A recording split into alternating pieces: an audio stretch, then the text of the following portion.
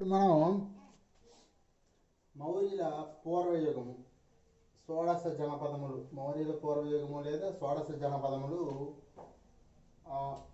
లేదా బుద్ధుని యుగం అంటాం. అయితే ఈ షోడశ జనపదములు అంటే షో అంటే 6, దశ అంటే 16 అండి. మొత్తానికి జనపదములు అంటే రాజ్యము అని అర్థం.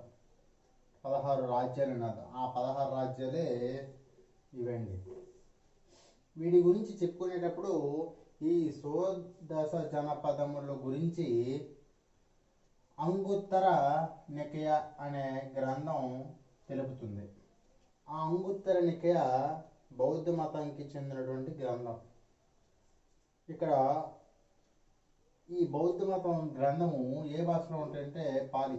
మ్యాక్సిమం చాలా బౌద్ధ గ్రంథాలన్నీ కూడా పాలి భాషలోనే ఉంటాయి. అయితే ఇక్కడ భాష సందర్భం వచ్చింది కాబట్టి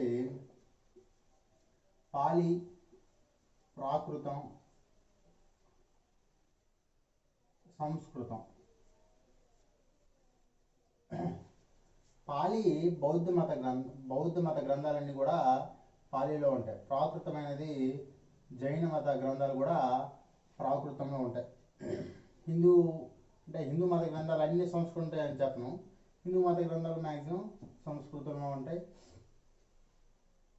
ఇక్కడ సంస్కృతం అనేది ఆ రోజుల్లో పండితుల లాంగ్వేజ్ అండి. సంస్కృతం అనేది సాధారణ ప్రజలకు కూడా అర్థమయ్యే విధంగా పాలి ప్రాకృతాలు ఉండేవి ఆ రోజుల్లో.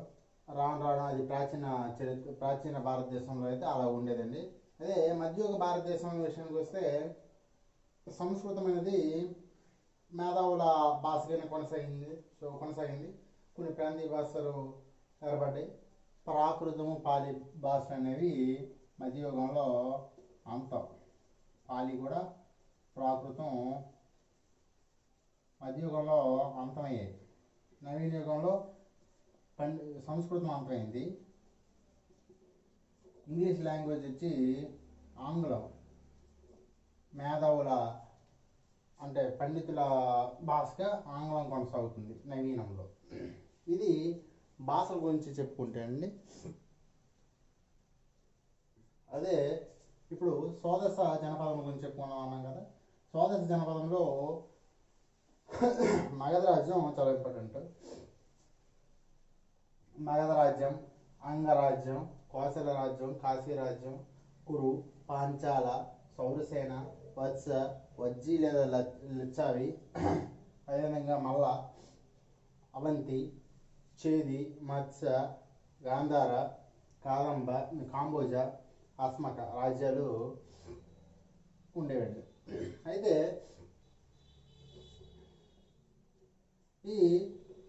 ఈ మల్ల అంటే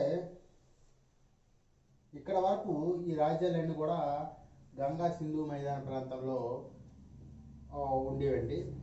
మల్ల రాజ్యం వరకు ఈ రాజ్యాలన్నీ కూడా గంగా సింధు మైదాన ప్రాంతానికి చెందిన అంటే యూపీ, బీహార్ ప్రాంతానికి చెందినవండి. ఇవి దక్షిణ భారతదేశం అని చెప్పను.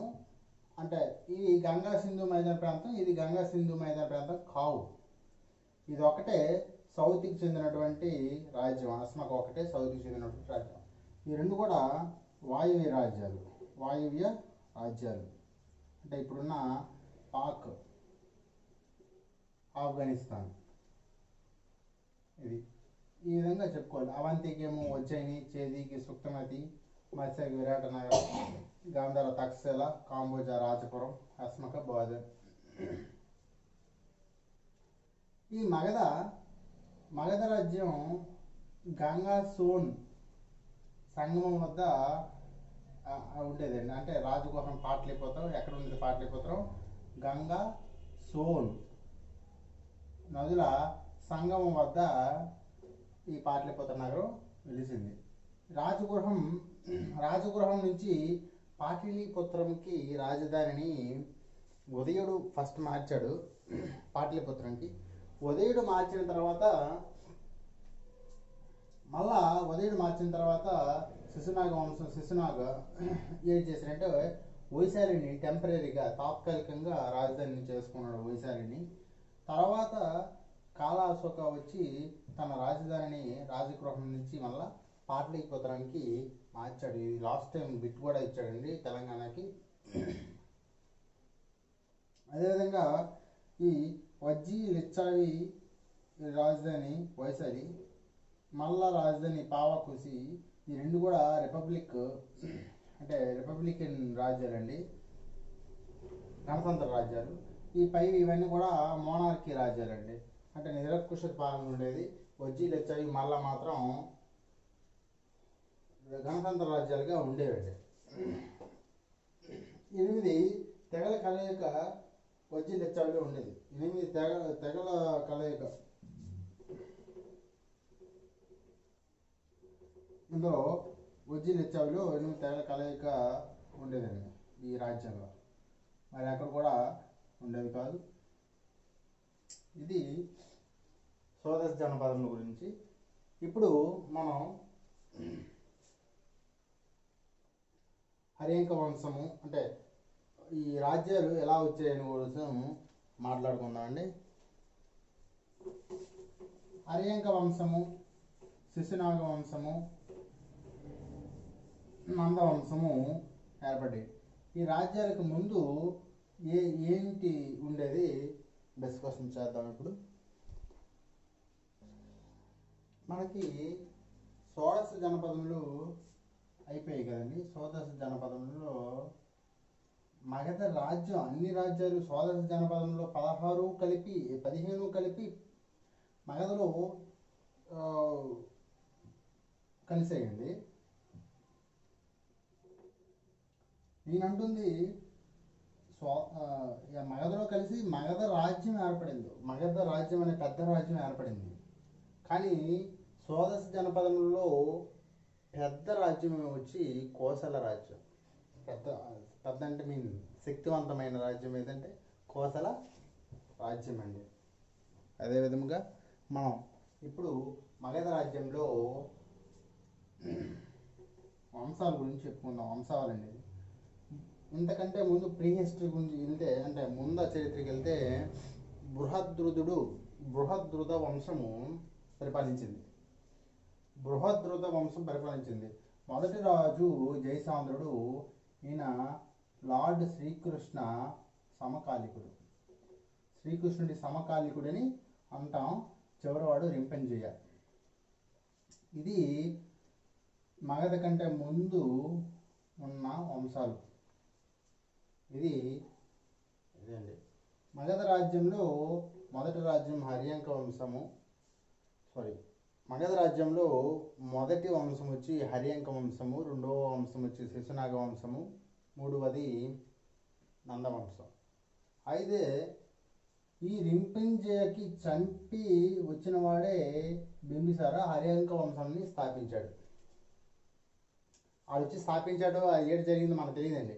మన చరిత్రకారులు మాత్రం ఇలా హర్యంక వంశం, శిశునాగ వంశం, వాళ్ళ పేర్లో ఒక శిశునాగ వంశం కదండి, శిశునాగ పేరు నుంచి శిశునాగ వంశం పెట్టడం, నందవంశం మహాపద్మనంద నుంచి నందవంశం, అలా మన చరిత్రకారులు వచ్చి రాసుకోవడం తప్ప అది ఏ వంశము అది అప్పుడు రోజులు బట్టి చెప్పలేం.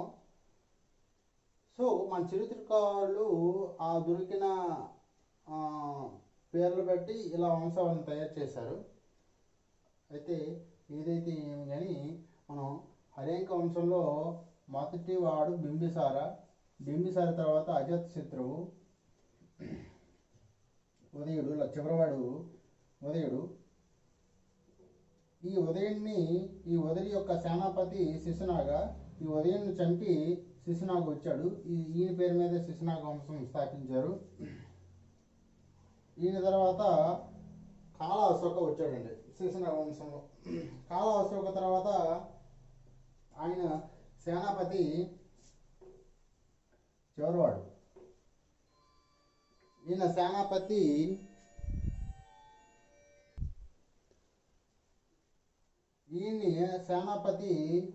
మహాపద్మనంద. ఈయన చంపి మహాపద్మనంద వచ్చి నందవంశాన్ని స్థాపించాడు. చివరివాడు ధననంద. ఇది వంశావళి అండి. అంటే ఇక్కడ చెప్పుకోవాలంటే ఈ ధనానందాన్ని అంతమొందించి చంద్రగుప్త మౌర్య వంశం స్థాపించబడిందండి. మౌర్య వంశం స్థాపించబడింది. ఇది మన మగధ రాజ్యంలో ఉంటే వంశావళి.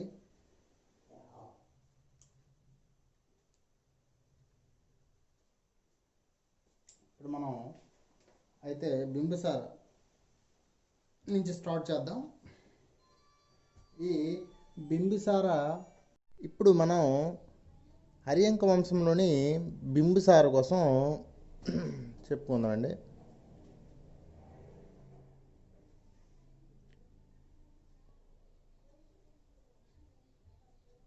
ఈ బింబిసార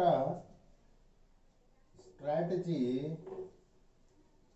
చాలా బాగుండేదండి. అంటే మగధ రాజ్యంలో కొన్ని రాజ్యాలను విలీనం చేశాడు. ఏ విధంగా అంటే వివాహ సంబంధం ద్వారా, దౌత్యం ద్వారా,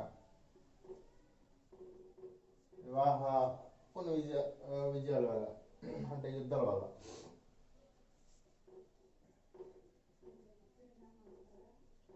ఇందులో వివాహ సంబంధం వల్ల ఏ రాజ్యాన్ని చేసుకున్నాడంటే కోసల యువరాణిని వివాహం చేసుకున్నాడు. కోసల యువరాణిని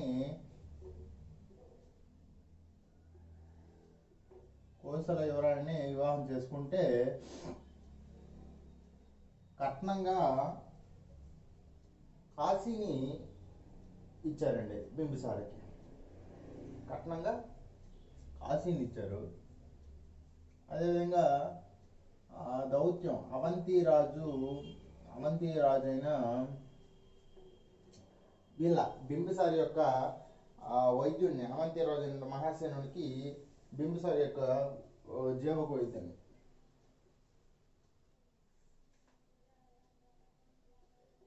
జీవక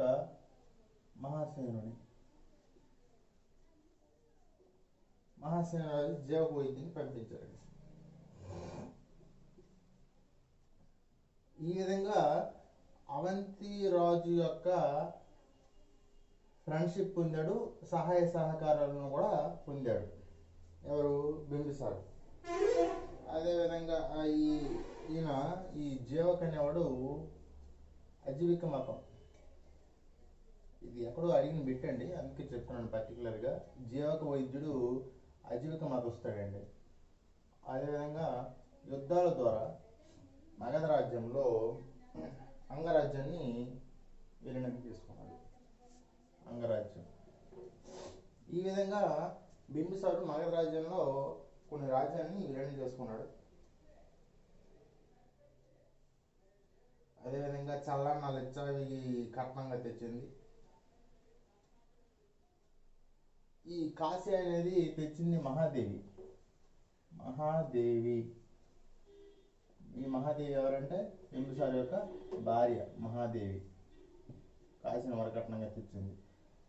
లిచ్చావిని వజ్జీ లిచ్చావి అని చెప్తాం కదా, లేదా వజ్జీ చల్లన్న తెచ్చింది. అప్పుడు రాజులు బహుభార్యత్వం ఉండేది కదా, లిచ్చావి వజ్జీ చల్లన్న తెచ్చిందండి. ఈయన వర్ధమాన మహావీరుడు బింబిసారుడు వర్ధమాన మహావీరుడు సమకాలీనుడు అండి. వర్ధమాన మహావీర సమకాలీనుడు, ఇది బింబిసారు. అదేవిధంగా ఇప్పుడు మనం అజాతశత్రువు గురించి చెప్పుకుంటే, అజాతశత్రువు వచ్చి పితృహంతకుడండి. తండ్రిని చంపి రాజ్యానికి వచ్చాడండి. ఈయన మహాకంఠశాల అనే రాళ్ళు విసిరి యంత్రాన్ని, మహాకంఠశాల అనే రాళ్ళు అంటే ఏ సినిమాది, ప్రభాస్ సినిమాలో బాహుబలి సినిమాలో తాటి చెట్టు వంచేసి రాళ్ళు వేసడం, యంత్రాలు ఉపయోగించి రాళ్ళు వేసడం ఉంటాయి కదా, దాన్నే మహాకంఠశాల. అలాంటి యంత్రాన్ని ఉపయోగించిన మొట్టమొదటి రాజు ఎవరంటే అజాతశత్రువు అండి. అజాతశత్రువు ఈయన మల్ల, వజ్జి లేదా లిచ్చావి మళ్ళా మళ్ళా అంటే ఇటు పావకుస చెప్పుకున్నాం కదా రాజధానులు. పావకుస రిపబ్లికన్ స్టేట్స్. వజ్జీలిచ్చారు కూడా రిపబ్లికన్ స్టేట్ వైశాలి. అదేవిధంగా కోసల రాజ్యం. కోసల రాజ్యం ఓకే. వజ్జీలిచ్చారు ఇక్కడ వచ్చేసింది కదా, మరి ఎక్కడెందుకు అని అనుకోవచ్చు మనం. ఇక్కడ వచ్చింది మళ్ళా వాళ్ళు కవిసం పితృహంతకుడు కాబట్టి మళ్ళా వాళ్ళు కవిసం చేసుకుంటే మళ్ళా ఈయన విజయం సమకూర్చుకున్నాడు. అంటే ఈ వజ్జీలిచ్చవి ఎలా సంపాదించుకున్నాడు అంటే రథంశాలలతో అంటే గుర్రపు సవారితో ఈ వజ్జీలిచ్చవిని ఈయన కైవసం చేసుకున్నాడు అజాతశత్రువు. అదేవిధంగా కోసల రాజ్యం అప్పుడు జయించలేదు. కోసల రాణి అయినటువంటి మహాదేవి కాశీని వరకట్నంగా ఇచ్చారు. కోసల రాజ్యాన్ని ఇక్కడ ఈ అజాతశత్రువు గెలుపొందాడు. అదేవిధంగా ఉదయుడు నెక్స్ట్ ఉదయుడు ఈ అరేక వంశంలో చివరివాడు ఉదయుడు. ఈయన సేనాపతినైనటువంటి శిశునాగ హత్య చేసి శిశునాగ వంశాన్ని స్థాపించాడు.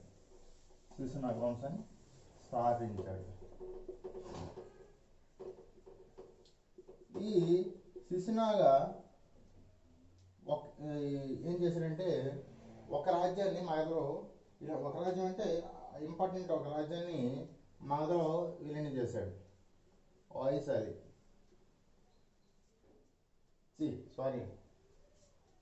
అవన్ అంటే వైశాలి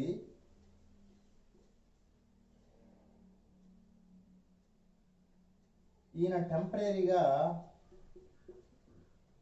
మగధని రాజధానిగా చేసుకున్నాడు వైశాలిని. ఈయన గెలుపొందినటువంటి రాజ్యం ఏంటంటే అవంతి అండి. అవంతి. శిశునాగ తర్వాత కాలాశోక వస్తాడు. ఈయన పాట్లీపుత్ర అంటే రాజగృహ నుంచి పాట్లీపుత్రాన్ని రాజధానిగా చేస్తాడండి. పాట్లీపుత్రాన్ని రాజధానిగా చేస్తాడు. ఈయన సేనాపతి అంటే మహాపద్మనంద వచ్చి ఈయన అంతం చేసేసి నంద వంశాన్ని స్థాపించాడండి. మహానంద వంశాన్ని. ఫస్ట్ వాడు మహాపద్మనంద. ఈ మహాపద్మనంద వచ్చి ఈ హరియంగా శిశునాగ నంద వంశాల్లో గొప్ప వంశం ఏదైనా ఉందంటే మగధలో అది నందవంశమేనండి. ఈయన క్షూద్రుడు. ఈయన జైన మతాన్ని స్వీకరించాడు. ఇంపార్టెంట్.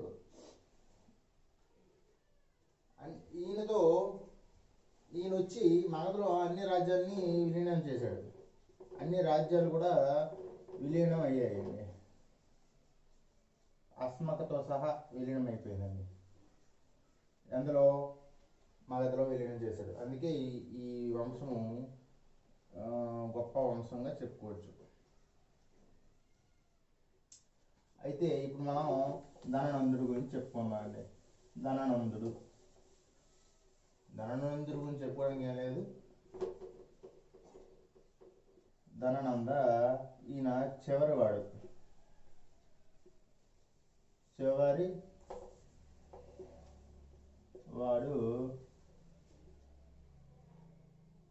ఈ వీళ్ళ తర్వాత వచ్చే వంశం ఏంటంటే మౌర్య వంశం అండి.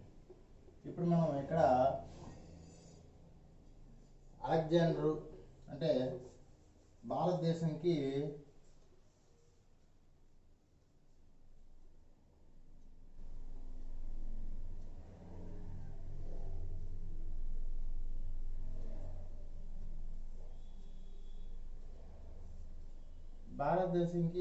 వాయువ్యం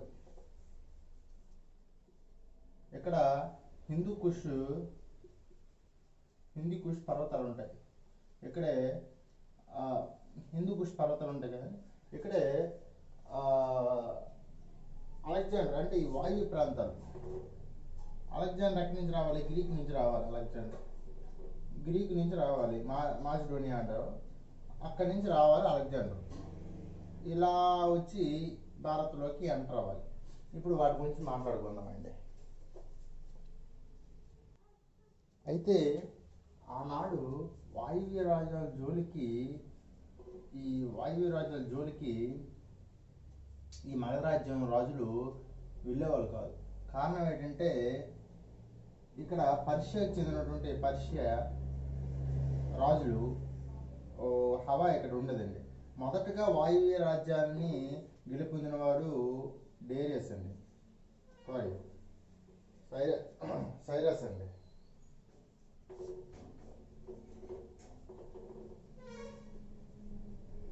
సైరస్ రాజు అండి కాబూల్ని జయించాడు మొదటగా. ఫస్ట్ వాయువ్య రాజ్యాన్ని జయించిన రాజు ఎవరంటే సైరస్ రాజు అండి. కాబూల్ జయించాడు వాయువ్య రాజ్యాన్ని. ఏ దేశస్తుడంటే పర్షియాకి చెందినటువంటి రాజు అండి. తర్వాత కొన్ని రాజ్యాన్ని Darius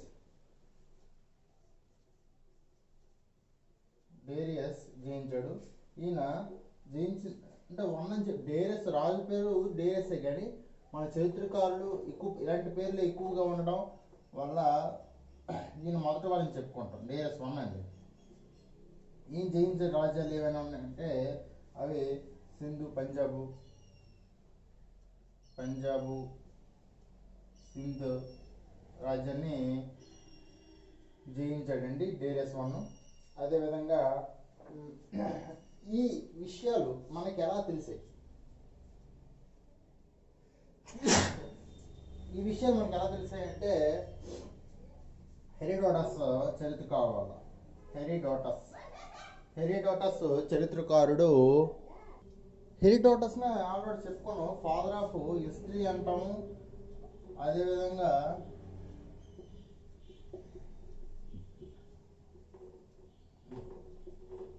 anthropology, father of anthropology అని కూడా అని పిలుస్తారు ఈయన్ని. అదే రాబర్ట్ బ్రూస్ పూటే ఉన్నాడు కదండి, ఈయన father of Indian pre history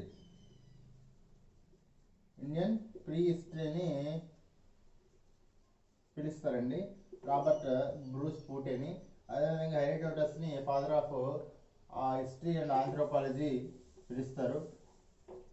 ఇప్పుడు మనం ఈ పర్షియాకి ఎప్పుడు మాసిడోనియాకి వైరం అండి. మాసిడోనియా అంటే గ్రీక్ రాజ్యం అండి, పర్షియా అంటే ఇరాన్ అండి. వీరికి ఎప్పుడు పడేది కాదు. ఇందులో ఉన్న రాజులకి ఎప్పుడు యుద్ధాలు జరుగుతూ ఉండేవి. ఎందుకంటే అప్పుడు పెద్ద రాజ్యాలు ఈ 2 రాజ్యాలే ఉండేవండి. అయితే పర్షియన్స్ ఈ భారతదేశానికి పర్షియన్స్ వచ్చారు కదండి. ఆ వచ్చేటప్పుడు ఈ పర్షియన్స్ సింధిని సా పలకడం వాళ్ళకి సింధిని హిందూగా పిలిచేవారండి, అంటే సాని హీగా పిలిచేవారు. ఆ విధంగా మన భారతదేశానికి హిందూ దేశంగా పేరు వచ్చింది. అదేవిధంగా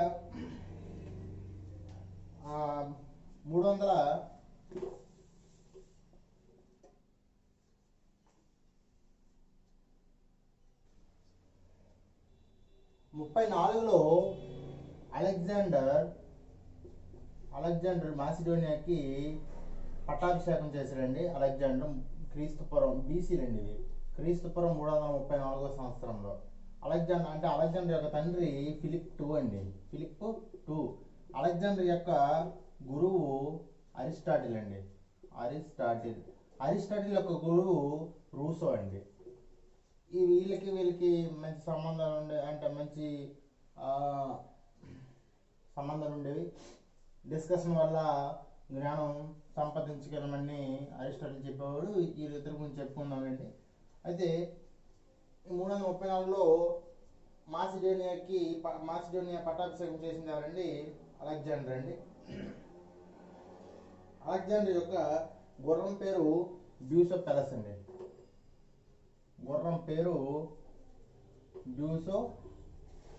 అండి. అంటే ఇవి ఇంపార్టెంట్గా చెప్పుకుంటున్నాం. 329లో డేరియస్ 3ని పర్షియా రాజు ఈయన్ని ఓడించాడండి. అదేవిధంగా మన దేశంలో పెద్ద అంబి అంటే తక్షశిల రాజు అయినటువంటి అంబి అలెగ్జాండర్ను భారత్పై యుద్ధంకి ఆహ్వానం పలుకుతాడండి. అంబి రాజు తక్షశిల రాజు అండి. తక్షశిలకి రాజు అంబి అండి. ఈ అంబి రాజుని తొలి దేశద్రోహిగా చెప్పుకుంటాం. తొలి దేశద్రోహిగా అంబి రాజుని చెప్పుకుంటామండి. ఈయనటువంటి పురుషోత్తముడి మీద జయించడానికై, అంటే ఈయన జయించలేడు, యాక్చువల్గా అలెగ్జాండర్ సహాయం కోరకి లేఖ రాస్తాడు. ఎవరి మీదకి వెళ్ళడానికి? పురుషోత్తముడు. వాళ్ళని పోరస్ అంటారు. పురుషోత్తమ.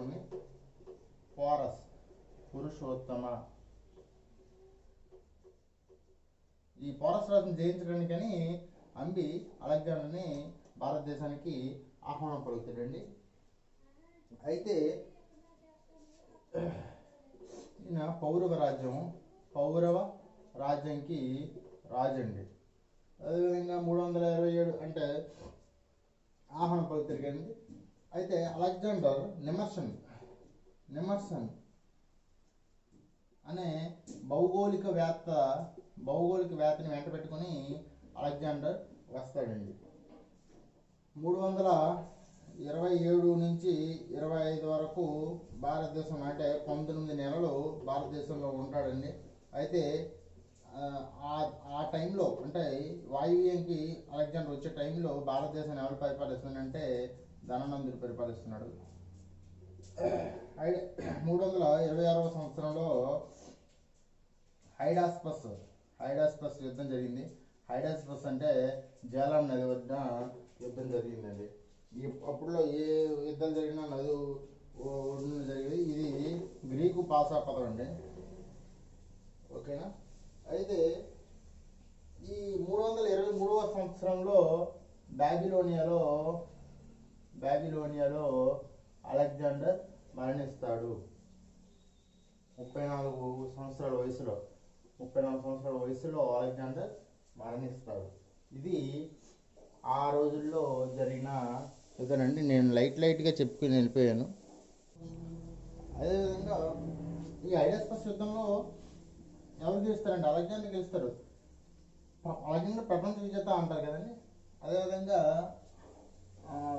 ఈ అలెగ్జాండర్ బాబిలోనియాలో చనిపోతారు కదా. చనిపోయిన తర్వాత సెల్యూకస్ నికేటర్ వస్తారండి.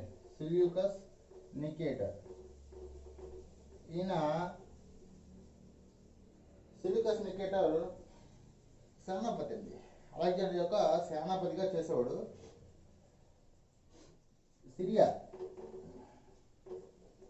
సిరియాని అంటే డమాస్కస్ని రాజధానిగా చేసుకొని పరిపాలించాడు.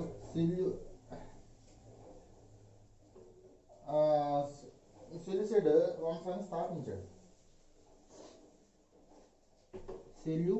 వంశం స్థాపించాడు. ఎవరో? Seleucus Nicator. సిరియా రాజధానిగా, డమాస్కస్ రాజధానిగా. అదేవిధంగా ఈయన యొక్క రాయబారిగా భారత్కు వచ్చింది మెగస్తనీస్. ఈయనే ఫస్ట్ అంబాసిడర్. మెగస్తనీస్ ఎవరి యొక్క రాయబారి? సెల్యూకస్ నికేటర్ యొక్క రాయబారి. సెల్యూకస్ ఎవరు? అలెగ్జాండర్ యొక్క సేనాపతి. ఇది మనకి సోడస్ జనపదంలో ఉంటే హిస్టరీ అండి. ఇది ఇప్పుడు మనం చెప్పుకున్న సోడస్ జనపదంలో ఉంటే అవుట్లుక్ అండి, స్కీమాటిక్ డయాగ్రామ్. బృహద్రథ వంశం జయసాంద్రుడు వచ్చాడు, ఫస్ట్ రాజు. శ్రీకృష్ణ టైం రింపంజయ చివరివాడు. అదేవిధంగా రింపంజయించి భార్యక వంశం వచ్చింది. బింబిసార్ మొదటివాడు. అజాతశత్రువు బింబిసార్ ఈయన జయించిన రాజ్యం అంగరాజ్యం. కట్నంగా కాశీని పొందాడు. మహాదేవి యువరాణి, కోసల యువరాణి. జీవక డాక్టర్ ఉండేవాడు. ఈయన అవంతి రాజ్యం ఉన్నటువంటి మహాసేనునికి వైద్యం చేయడానికి వెళ్ళాడు. ఈ జీవక వైద్యుడు వచ్చి అజోక మతానికి చెందినవాడు. చల్లన్న వచ్చి రచ్చావి వైద్యం తెచ్చింది. అజాతశత్రువు పితృహంతుడు. రాళ్ళ యంత్రం మహాకంఠశాల అంటారు. అది మొదటిగా యూజ్ చేసిన అజాతశత్రువు. కోసల రాజ్యాల్ని గెలుపొందాడు. ఉదయుడు చివరివాడు శిశునాగ వంశంలో శిశునాగ మొదటివాడు అవంతి రాజ్యాన్ని గెలుపొందాడు. కాళాశోక రాజగృహ నుంచి పాటలిపుత్రానికి రాజధానిగా చేసుకున్నాడు. నందవంశంలో గొప్ప నందవంశస్థులు మహాపద్మనంద మగధ రాజ్యాన్ని ఆకం చేశాడు. ఒక గాంధార కాంబోజ రాజ్యాన్ని తప్ప. ఎందుకంటే పర్షియన్స్ చాలా ధీరుడు, అందువల్ల ఈ రాజ్యాల జోలికి నందవంశం వాళ్ళు వెళ్ళలేదు. చివరివాడు ధననందుడు మౌర్య వంశం ధననందుడి అంతం చేసి మౌర్య వంశం స్టార్ట్ అయింది. అయితే ధననందుడి వద్ద కౌటిల్యుడు, ఇక్కడ ఒక కథ ఉంటుందండి. ధననందుడి వద్ద కౌటిల్యుడు ఒక పండితుడిగా పనిచేస్తున్నప్పుడు ఈ ఆయన వచ్చి చాణక్యుడు ఒక అంటే తలవంపు తెచ్చుకునే విధంగా ధనవంతుడు మాట్లాడతాడు. అది భరించలేనటువంటి చాణక్యుడు బయటకు వస్తుంటే రాజు వేషాలు వేస్తున్నటువంటి చంద్రగుప్త మౌర్యని చూసి ఎలాగైనా ధననందుని ఓడించాలని చాణక్యుడు ఏం చేస్తాడు అంటే అన్ని విధాల ధైర్య సాహసాలు నేర్పి చంద్రగుప్త మౌర్యని ధననందుని మీదకి పంపించి ధననందుని ఓడించేటట్టు చేస్తాడండి. ఈ విధంగా మగధరాజ్యం అక్కడితో అంతమైపోయి మౌర్య సామ్రాజ్యం స్టార్ట్ అయింది.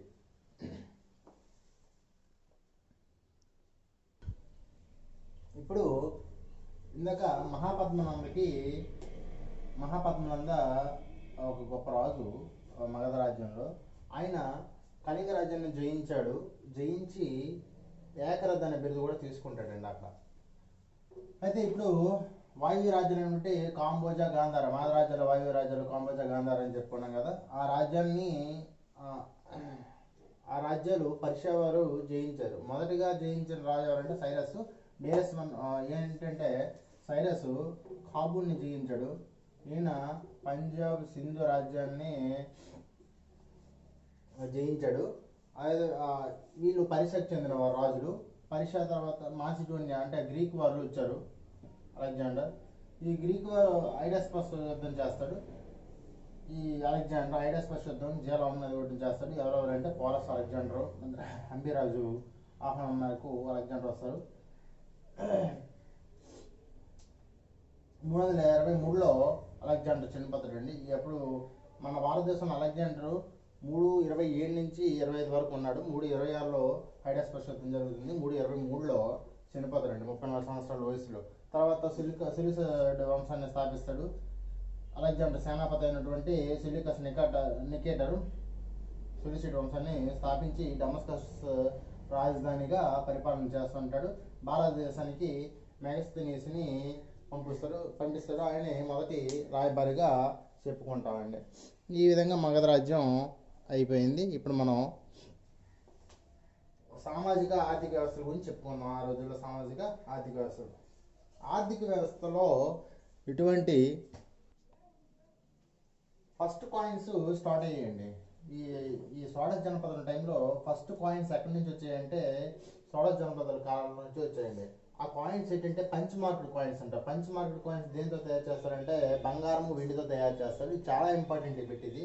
పంచ్ మార్కెట్ కాయిన్స్ బంగారం వెండి లోహాలతో తయారు చేస్తారు. దీనిపైన అంటే ఇది ఎవరి టైంకి చెందిందో చెప్పలేము. కారణం ఏంటంటే బొమ్మల రూపంలో ఉండేది, లిపి ఉండేది కాదు. ఆ విధంగా ఇది ఎవరి కాలం ఉందే చెప్పలేము. మతాలండి, మతం విషయానికి వస్తే మతం అవైదిక మతాలు ఉండేవండి. ఆర్య టైంలో వైదిక మతం, ఇక్కడ అవైదికత. అంటే మతాలు యజ్ఞములు యాగాలు లేవండి. యజ్ఞయాగాలు లేవు. అవైదికత వచ్చింది. వైదికత పోయి అవైదికత వచ్చింది. సో అవైదికత మతాలు బౌద్ధము, జైనము, అజీవిక, చార్వాక మతాలు ఈ టైంలో ఉన్నాయండి. ఈ విధంగా వీటి కోసం ఇప్పుడు మనం డిస్కషన్ చేద్దామండి. ఇప్పుడు మతాల విషయానికి వస్తే మనకి బౌద్ధ మతం చాలా ఇంపార్టెంట్ అండి. బౌద్ధ మతం అని చెప్పను నేను, బుద్ధుడు టైము అని చెప్తా. బుద్ధుడు మహాపరినిర్వాణ అయిన తర్వాత వాళ్ళ శిష్యులు వచ్చి ఈయన యొక్క సూత్రాల్ని వాళ్ళ శిష్యులు అందరూ కలిపి ప్రజలకి తెలియజెప్పాలని అలా సంచారం చేస్తూ చేస్తూ అది ఒక బౌద్ధ మతంగా సాగింది. కానీ బౌద్ధ మతము అనే మతాన్ని బుద్ధుడు ప్రవేశపెట్టలేదు. అది బుద్ధుడి యొక్క వంశము శాక్య వంశము. ఈయన క్షత్రియుడండి. క్షత్రియుడు అంటే రాజులకి రాజవంశానికి చెందినవాడండి. ఆ వంశం పేరు శాక్య వంశము. తండ్రి శుద్ధోధనుడు అండి. తండ్రి శుద్ధోధనుడు, తల్లి మహామాయ. సవతి తల్లి వచ్చి చిన్నతనంలోనే చనిపోతే సవతి తల్లి ప్రజాపతి గౌతమి పెంచుతుందండి బుద్ధుడికి. ఈ బుద్ధునికి సంబంధించిన పంచమహా కళ్యాణాలు అంటారు. పంచమహా కళ్యాణాలు ఈ 5 చాలా బౌద్ధ మతస్థులకి చాలా ఇంపార్టెంట్ అండి. ఈ 5 కూడా అదే జననము, మహాభినిష్క్రమణ, సంబోధి, ధర్మచక్ర పరివర్తన, మహాపరినిర్వహణ. ఈ 5 చాలా ఇంపార్టెంట్ అండి. ఒక్కొక్క దానికి ఒక్కొక్క ఇంపార్టెన్సీ ఉంటుంది. ఇవన్నీ కూడా బుద్ధికి సంబంధించిన జీవితమేనండి. అదే బౌద్ధులకి చాలా చాలా ఇంపార్టెంట్ కళ్యాణాలు ఇవి. ఇప్పుడు ఒక్కొక్క దానికోసం చెప్పుకుందామండి. ఈ శుద్ధోధనుడు కపిలవస్తు కింగ్ అండి. కపిలవస్తు రాజు ఎక్కడుందంటే నేపాల్లో ఉంది ప్రస్తుతం. జననం గురించి చెప్పుకుందామండి. బుద్ధుడు లుంబినిలో జన్మించాడు. బుద్ధుడు ఎక్కడ జన్మించాడు? జననము లుంబిని, ఇది కూడా నేపాల్లో ఉంది. లుంబినిలో జన్మించాడు. ఈయన జననానికి గుర్తుగా తామర పువ్వుని పెట్టుకుంటారు. జననానికి గుర్తుగా పెట్టుకుంటారు. బుద్ధుని యొక్క అసలు పేరు మనకి తెలుసు కదా, సిద్ధార్థ. బుద్ధుని యొక్క అసలు పేరు సిద్ధార్థ అండి. భార్య యశోధర.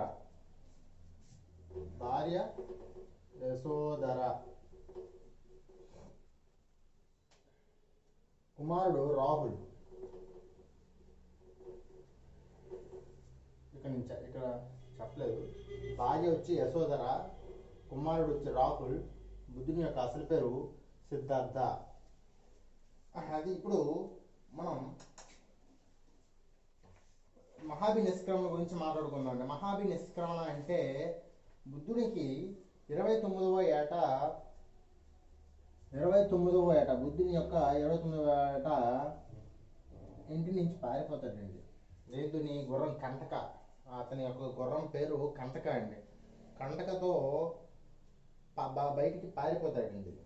ఈ సంఘటనకి గుర్తుగానే వాళ్ళు బౌద్ధ మతస్థులు గుర్తుని గుర్రంగా పెట్టుకున్నారండి. అయితే ఎందుకు పారిపోతాడు అంటే సిద్ధార్థుడు 4 దృశ్యాలు చూస్తాడు. ఏంటంటే ముసలివాడిని చూస్తాడు, రోగిని చూస్తాడు, సన్యాసిని చూస్తాడండి. అంటే సన్యాసిని చూస్తాడు. అంతకుముందు శవం చూస్తాడండి. అంటే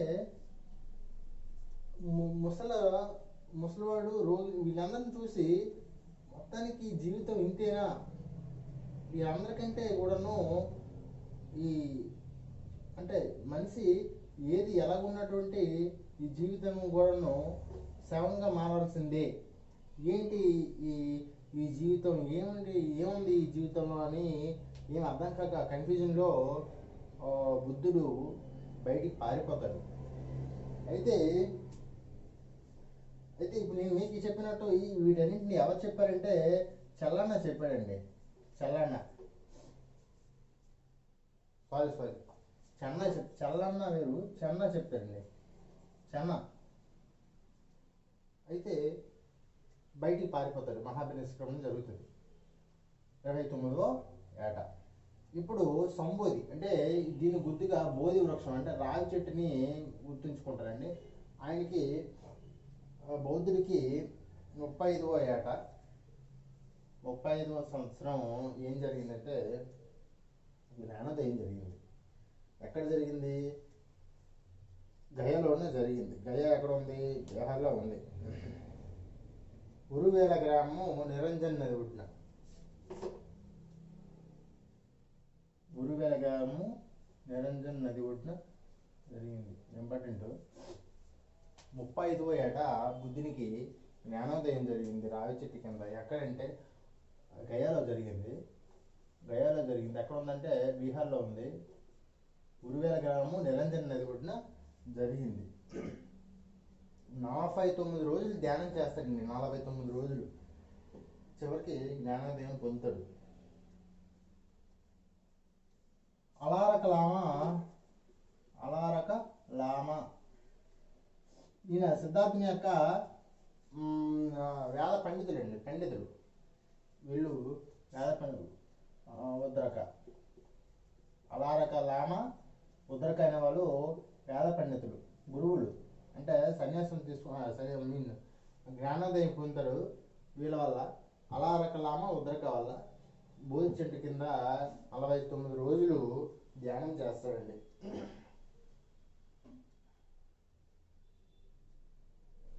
అయితే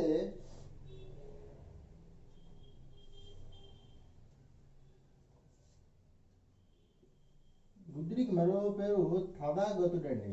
అయితే బుద్ధుడు అంటే సిద్ధార్థ పేరు బుద్ధుడికి ఎలా మారిందంటే బోధి వృక్షం వద్ద రావి చెట్టు కింద సిద్ధార్థుడు బుద్ధిని పొందాడు కాబట్టి బుద్ధుడిగా పిలిచారండి. బుద్ధిని పొందాడు కాబట్టి బుద్ధుడిగా పిలిచారు. అదే అదే ఆ విధంగా బుద్ధుడిగా పిలిచారు.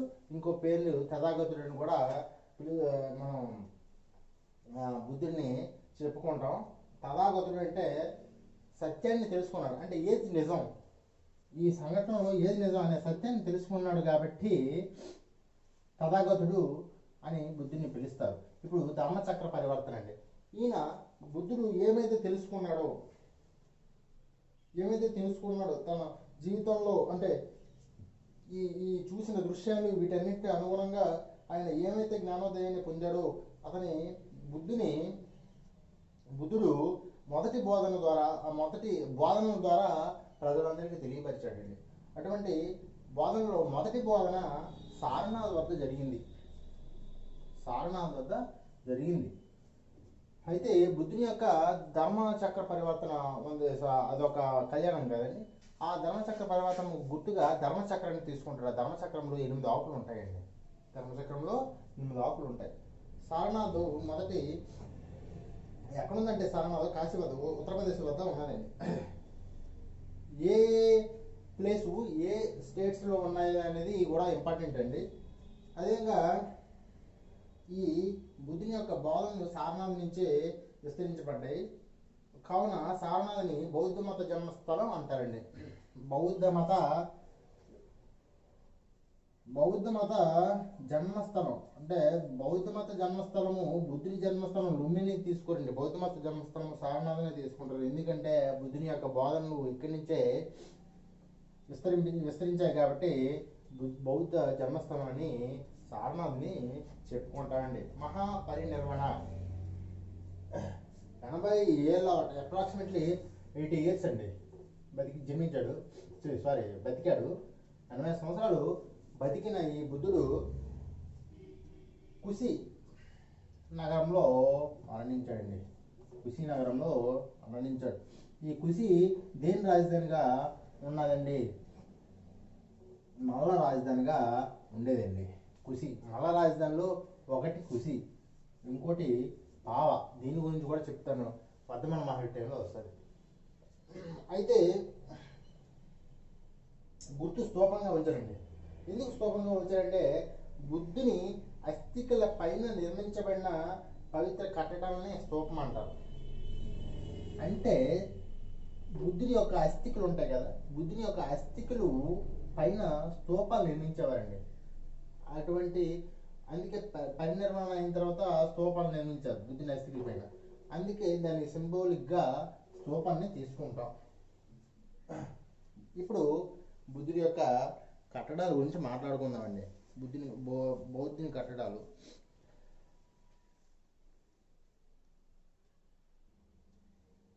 ఇప్పుడు బుద్ధుని యొక్క కట్టడాలలో స్తూపాలు, చైత్యము, విహారము, ఆరామము. స్తూపాల విషయానికి వస్తే ధాతుకర్ప స్తూపము, పారిభోజిక స్తూపము, ఉద్దేశక స్తూపము. అంటే ఇవి పీరియడ్ గుర్తించాల్సిన అవసరం లేదండి, అని చెప్తున్నాం. అంటే ఏది ఎలా అనే గురించి చెప్తున్నాం. ధాతుకర్ప స్తూపము అంటే బుద్ధిని కానీ ఆయన యొక్క బౌద్ధ సన్యాసులు ఉంటారు కండి, బౌద్ధ సన్యాసుల అస్థికపైన నిర్మించే స్తూపాన్ని ధాతుగర్భ స్తూపము అంటాం. ధాతువులు ఉంచుతారంటారు. త్రిపీఠకాల పైన నిర్మించిన స్తూపాన్ని పారిభోజిక స్తూపము అంటాం. ఉద్దేశిక స్తూపం అంటే కేవలం ఉద్దేశపూర్వకంగా, అంటే ఇటువంటి అస్థికలు కానీ త్రిపీఠకాలు అంటే బౌద్ధ మత పవిత్రమైన గ్రంథాలని త్రిపీఠకాలు అంటారు. ఇటువంటి వస్తువులు ఉపయోగించకుండా ఏమీ లేకుండా నిర్మించే కట్టడమే ఉద్దేశిక స్తూపం అండి. ఇవి స్తూపాల రకాలండి. ఇప్పుడు చైత్యము, విహారము గురించి చెప్పుకుంటే చైత్యము అంటే బౌద్ధుల ప్రార్థన మందిరం. ఇది ప్రార్థన మందిరం అండి. విహారము అంటే బౌద్ధ మత సన్యాసులు ఉంటారు, వాళ్ళ విశ్రాంతి గృహాలండి. విహారం అంటే విశ్రాంతి గృహాలు. ఆరామం అంటే చైత్యము, విహారము, స్తూపాలు మూడు కలిసి ఉండే చోటనే ఆరామాలు అంటారండి. ఇది బౌద్ధ మత కట్టడాల గురించి అవుట్లైన్ అండి. ఇప్పుడు మనం ఒక ఇంపార్టెంట్ బిట్ కోసం డిస్కషన్ చేద్దామండి. వైశాఖ పౌర్ణమి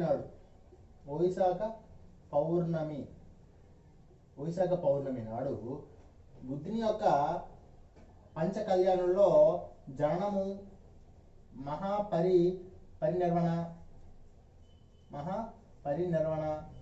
అదేవిధంగా సంబోధి జరిగాయండి.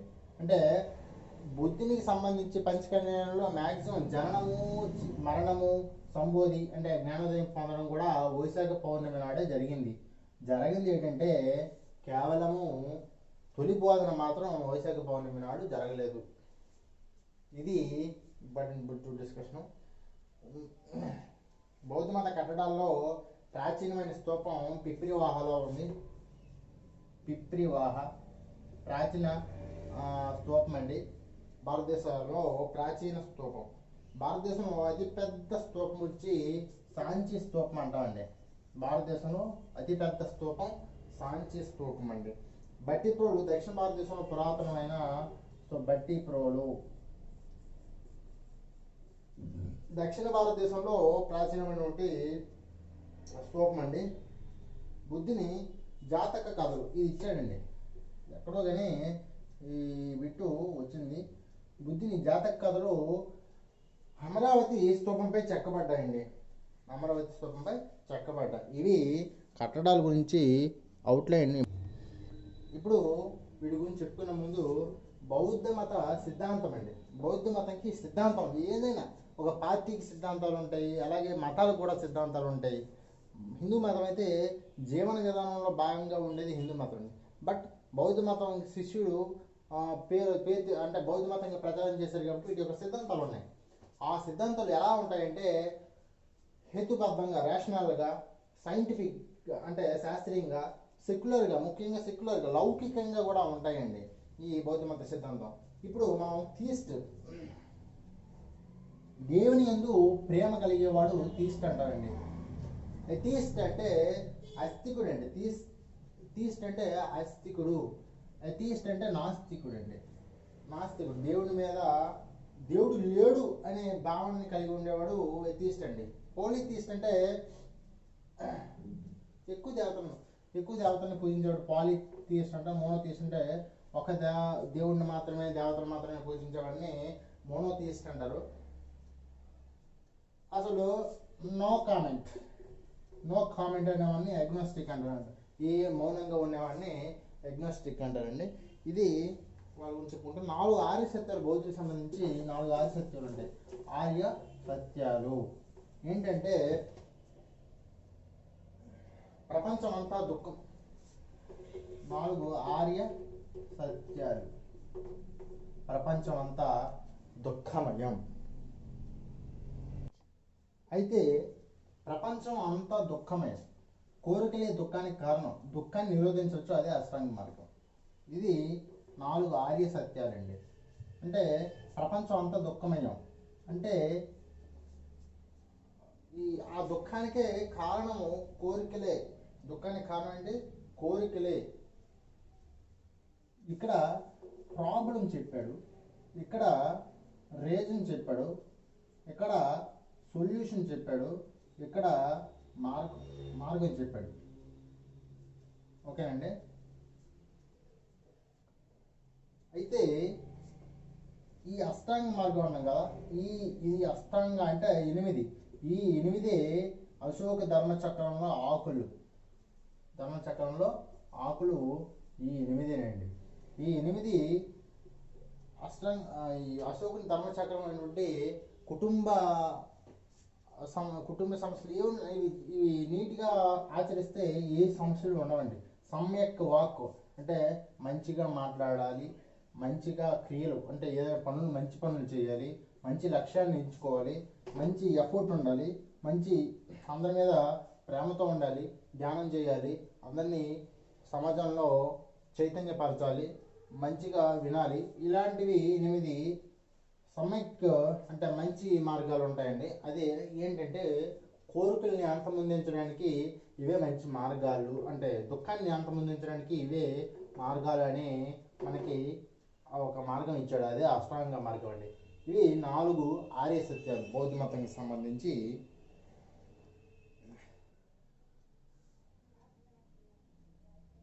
ప్రత్యుత్త సముపద సిద్ధాంతం ఉంటుందండి. సిద్ధాంతాల్లో చర్యకు ప్రతిచర్య ఉంటుందని, మధ్య మార్గము అంటే అతికి వెళ్ళకూడదు, అలా అని దిగజారిపోకూడదు, మధ్య మార్గం అని కూడా బుద్ధుడు చెప్పాడు. స్వర్గము నరకములను తిరస్కరించాడు. అలానే సృష్టి అనే పదాన్ని కూడా తిరస్కరించాడు బుద్ధుడండి. ఇది బుద్ధుని యొక్క ఆర్య సత్యాలు సిద్ధాంతాలండి. బౌద్ధ మత శాఖల గురించి చెప్పుకుందాం. హీనయానం, మహాయానం, వజ్రయానం గురించి చెప్పుకుందామండి. హీనయానం అండి మార్పుకి అంగీకరించారండి. హీనయాన చిన్న అంటే శాఖలుగా విడిపోయాయి కదండి. అంటే దానికోసం తర్వాత చెప్పుకుందాం. ముందు శాఖల గురించి చెప్పుకుందామండి. హీనయానం, మహాయానం, వజ్రయానం వీళ్ళు ఎటువంటి మార్పుని అంగీకరించరు. వీళ్ళు మార్పుని అంగీకరించారు. వీళ్ళ గ్రంథాలు అనేవి పాలి భాషలోనే కొనసాగించారు. వీళ్ళు అప్పటికి ఏ భాష సంస్కృతం బాగా ఆధిక్యంలో ఉండేది కాబట్టి సంస్కృతాన్ని కూడా తీసుకున్నారు. వ్యక్తి మానవ రూపాన్ని వీళ్ళు ఇవ్వలేదండి. మానవ రూపాన్ని తిరస్కరించారు. వీళ్ళు విగ్రహారాధన స్టార్ట్ చేశారు. విగ్రహారాధనని స్టార్ట్ చేశారండి. వ్యక్తిగత మోక్షం వీళ్ళు వ్యక్తిగత మోక్షం లభిస్తుంది. అందరినీ తీసుకున్నారు. అందరికీ దేవుడికి పూజిస్తే అందరూ మోక్షం ప్రసాదించడం జరుగుతుంది.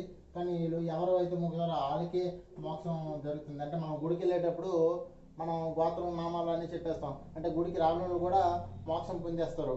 అది ఇది ఈ విధంగా ఉంటుంది. ఇది మాత్రం ఎవడైతే ఆడికే మోక్షం లభిస్తుంది అనే విధంగా హీనయానం ఉండేదండి. వీళ్ళు చెప్పుకున్నాం కదా, గుర్రం, తామర పువ్వు, గుర్రము అవి గుర్తులు చెప్పుకున్నాం కదండి.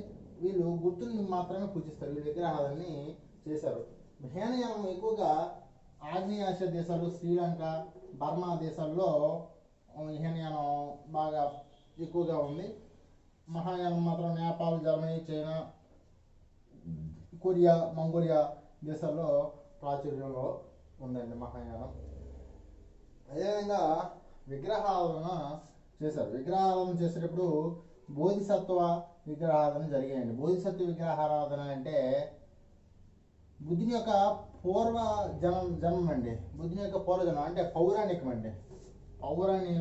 పౌరాణికంలోకి వెళ్ళారు. ఇప్పుడు మన ఎలా అయితే మన హిందూ మతంలో ఉన్నటువంటి పౌరాణిక మనుషులు ఉన్నారో అదేవిధంగా బోధిసత్వుని పౌరాణిక గాథలు తీసుకొని ఆ ఊహించుకొని బుద్ధుని యొక్క జన్మకు సంబంధించినటువంటి విగ్రహాలు రూపొందించి వాటిని పూజించేవారు. అందులో అవలోకేటేశ్వర, వజ్రపాణి, పద్మసాంబవ, రత్నసాంబవ, మంజుశ్రీ, అమితాభ. మీలో ఎవరు కోటేశ్వరులో క్వశ్చన్ అండి. అమితాబ్ బచ్చన్ యొక్క పేరు ఎవరికి సంబంధించినటువంటి పేరు అనేది అడిగారు. బుద్ధుని యొక్క బోధిసత్వ అంటే బుద్ధిని పూర్వయోగానికి సంబంధించినటువంటిది అమితాభ. మంజుశ్రీ అనేది గుంటూరులో అమరావతిలో జన్మించారని చెప్పుకుంటాం. అదేవిధంగా వజ్రయానం అండి. ఈ వజ్రయానం ఎప్పుడైతే వచ్చిందో బౌద్ధ మతం అంతమైందండి. 5వ సెంచరీలో, క్రీస్తు శకం 5వ సెంచరీలో వచ్చిందండి. భిక్షువు భిక్షుని మధ్యన అంటే ఇందులో వజ్రయానంలో మంత్రతంత్రాలు గట్రా తీసుకున్నారు, అందుకే పోయింది. భిక్షువు భిక్షుని. భిక్షువు అంటే సన్యాసం తీసుకున్నటువంటి మహిళ, సన్యాసం తీసుకున్నటువంటి మహిళని భిక్షువు అంటారు, పురుషుణ్ణి భిక్షువు అంటారండి. ఇక్కడే ఉపాసక ఉపాసిక ఉంటుందండి. ఉపాసక ఉపాసిక, మహిళ పురుషుడు.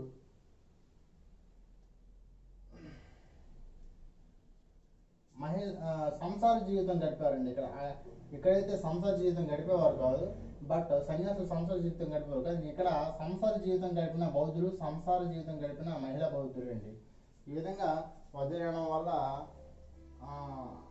బౌద్ధ మతం పోయిందని చెప్పుకోవచ్చు. ఇది ఎక్కువగా టిబెట్లో కనబడుతూ ఉంటుంది. ఈ వజ్రయానం వజ్రయానం ఎక్కడ పుట్టిందంటే అమరావతిలో పుట్టింది.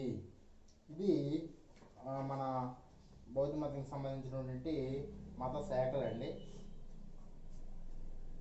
అవలోకేటేశ్వరుడు అంటే చేతిలో పద్మం ఉంటుందండి. బుద్ధిని చేతిలో పద్మం ఉన్నట్టు కనిపిస్తుంది, అదే అవలోకేటేశ్వర అండి. వజ్రపాణి, పద్మసాంబవ, రత్నసాంబవ, మంజుశ్రీ, అమితాభ. ఆ బోధిసత్వుని పూర్వజన్మ కొద్దిగా ఇంపార్టెంట్, చదువుకోవాలి. ఇది శాఖ గురించి అండి. రాజగృహం బౌద్ధ సమావేశాలు రాజగృహంలో స్టార్ట్ అయింది. మొదటి సమావేశం రాజగృహంలో జరిగింది. మహాకశ్యప అధ్యక్షత వహించారు. ఎవరి రాజకాలంలో అంటే అజాతశత్రు రాజకాలంలో జరిగిందండి.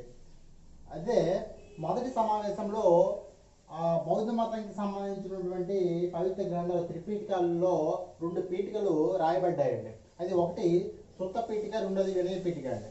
సుత్త పీఠిక వచ్చి బోధనల గురించి తెలుపుతుంది. వినయ పీఠిక వచ్చి రూల్స్ అంటే బౌద్ధ మతానికి సంబంధించినటువంటి నియమాలు అందులో గ్రంథస్థం చేయబడ్డాయండి. సుత్త పీఠికని ఆనంద రాయిగా, వినయ పీఠికని ఉపాలి రాశారండి. వీరిద్దరు కూడా బుద్ధుని యొక్క శిష్యులండి.